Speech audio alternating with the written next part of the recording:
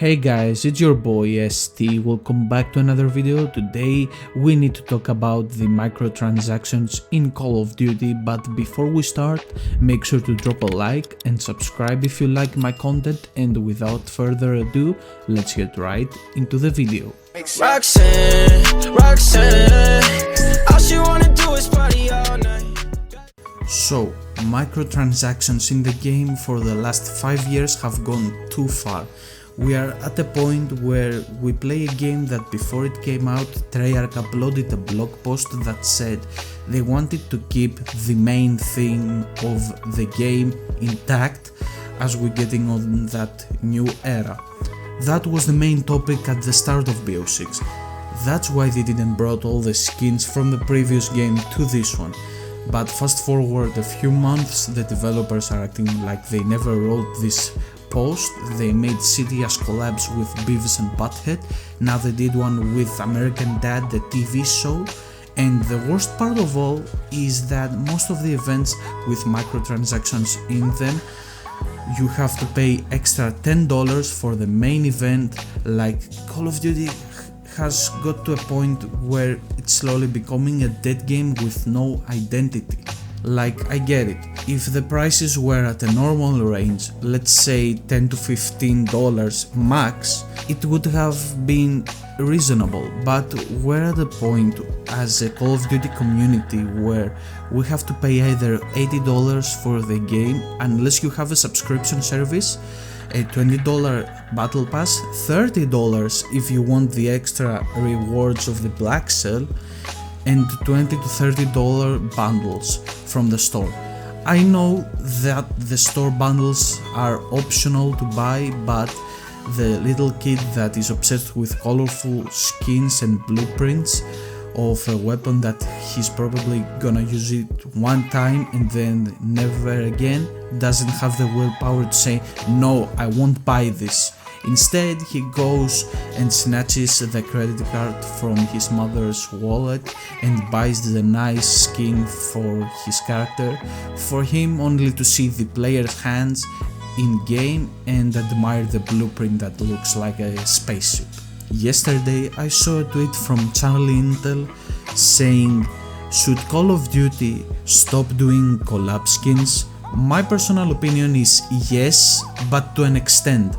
What I mean by that is Activision could do skins, collab skins, if they stay at a certain range to the game's theme.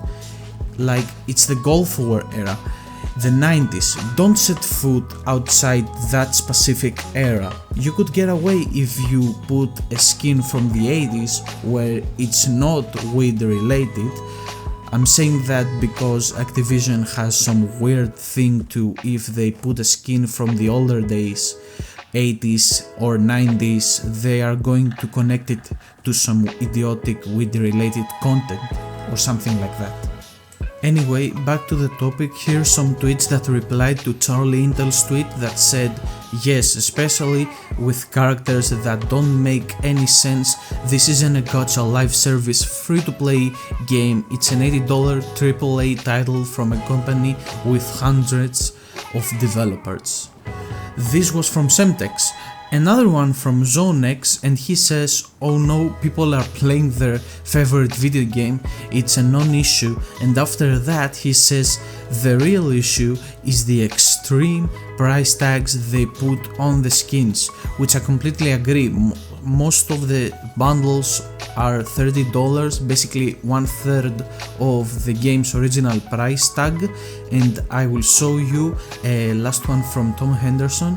If you guys don't know who he is, he provides information to what's happening inside of Activision, basically an informer, and he says the amount of money that they have made on the current ones means it doesn't matter what any of us mere peasants think.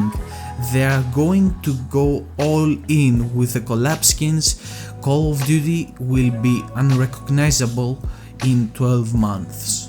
I think we as a community notice those changes since the start of MW 2019, where they started to put battle passes, bundles and all that kind of bullshit in the game.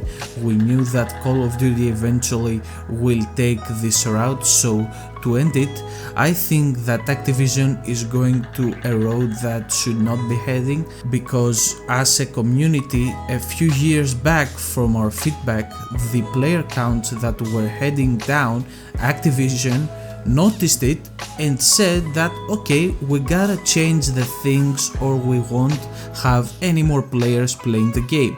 So as we did back then, I think we can do it again in the big year of 2025 by making videos, complain about the things that drive us crazy and eventually bring more people to do it, to do the same thing, in order for Activision to finally make some changes around. Anyway, that's gonna be it for today's video. Let me know your thoughts about the microtransactions in Call of Duty, and I will see you in the next one.